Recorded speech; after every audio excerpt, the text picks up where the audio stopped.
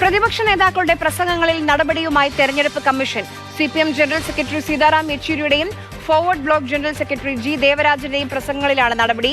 വർഗീയ സർക്കാർ, കാടൻ നിയമങ്ങൾ, മുസ്ലിം എന്നീ പരാമർശങ്ങളാണ് നീക്കം ചെയ്തത്.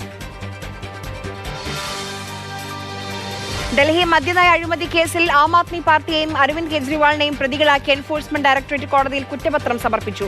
കേസിൽ 8ാമത്തെ കുറ്റപത്രമാണ് ഇഡി സമർപ്പിക്കുന്നത്. അധികാരത്തിലെത്തിയാൽ രാമക്ഷേത്രം തകർക്കാനാണ് ഇന്ത്യ സഖ്യത്തിന്റെ ശ്രമമെന്ന് നരേന്ദ്രമോദി. ക്ഷേത്രം അടയ്ക്കാനും അവർ നീക്കം നടത്തുമെന്നും മോദി. രാഹുൽ ഗാന്ധി റായ്ബറേലിയെ നിരാശപ്പെടുത്തില്ലെന്ന് സോണിയാഗാന്ധി. തനിക്ക് നൽകിയ സ്നേഹവും അനുഗ്രഹവും രാഹുലിനും നൽകണമെന്ന് സോണിയ റായ്ബറേലിയിൽ പറഞ്ഞു.